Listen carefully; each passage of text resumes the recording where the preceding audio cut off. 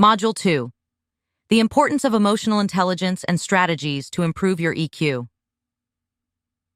In this lesson, you will reflect on personal thoughts, feelings, and behaviors to understand its importance and how they influence actions. You will also be introduced to strategies that can improve your overall EQ. Let us assess our emotional intelligence. Take a piece of paper and a pen. Read the scenarios presented to you. Take note of how you would respond to each scenario by writing down the scenario number and the multiple choice option that best describes your response. Scenario 1. Feedback from a colleague.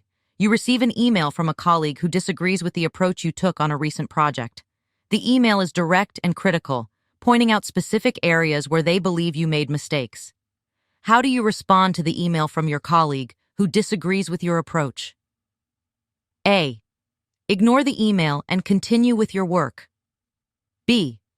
Respond defensively and explain why you believe your approach is correct. C. Thank your colleague for their feedback and ask for specific examples to better understand their perspective. D. Forward the email to your manager and ask for their opinion. Scenario 2. Conflict in a team meeting. During a team meeting, two colleagues disagree on the best approach to a project.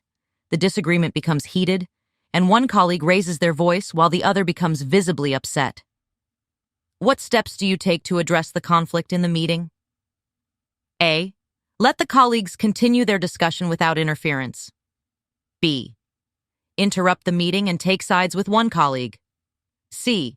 Calmly intervene, acknowledge both perspectives, and facilitate a discussion to find common ground. D. End the meeting abruptly to avoid further conflict. Scenario 3. Handling a mistake. You realize that you made a mistake in a report you submitted to your manager.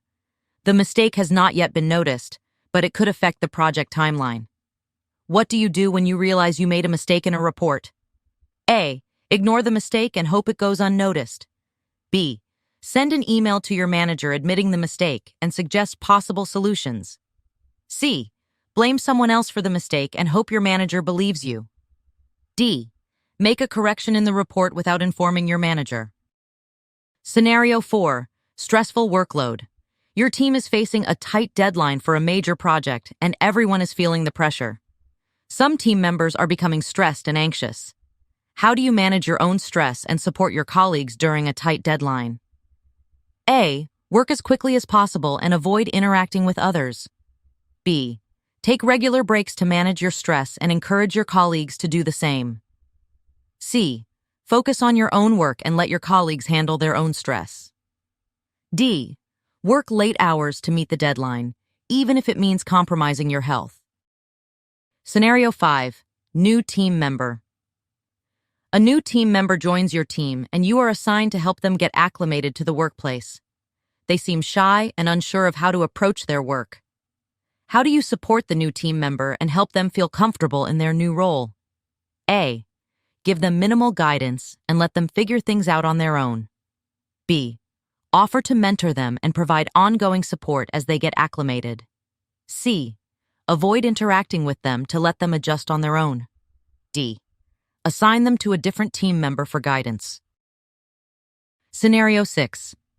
Managing different communication styles.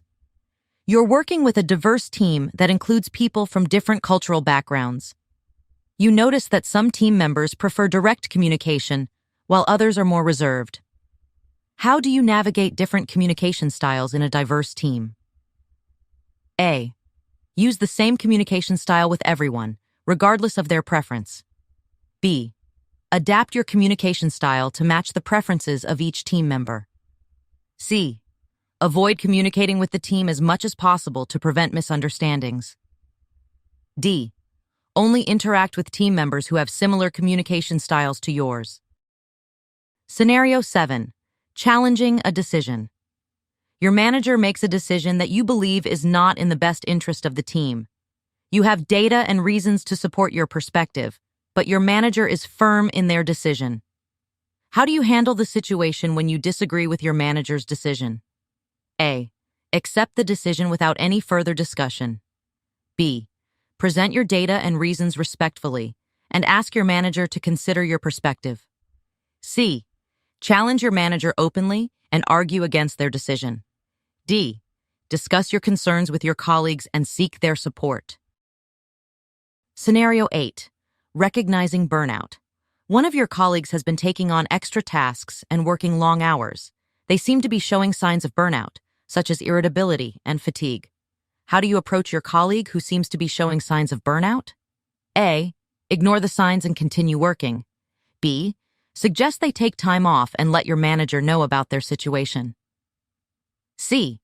Approach them privately and express your concern for their well-being, offering support and resources.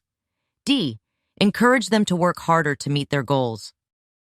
Once you have answered all the questions, count how many times each letter A, B, C, and D appears in your answers. For example, if you answered A 3 times, B 2 times, C 5 times, and D 1 time, record the totals for each letter. Determine which letter you selected most often. This will be your dominant letter. Use your dominant letter to assess their current emotional intelligence using the assessment guide. Assessment guide. Mostly A responses. This pattern suggests a tendency to avoid or ignore emotional and interpersonal issues. You may benefit from working on increasing your self-awareness and being more proactive in addressing situations involving emotional intelligence. Mostly B responses.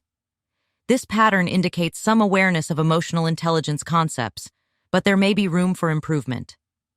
You might need to work on refining your responses to be more empathetic and considerate of others' emotions in various situations. Mostly C responses. This pattern reflects a high level of emotional intelligence. You likely demonstrate strong skills in understanding and managing emotions, as well as fostering positive relationships with colleagues.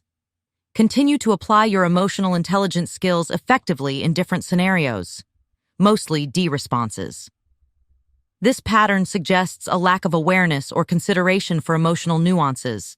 It may be helpful to focus on developing empathy and social skills to better navigate workplace relationships and challenges.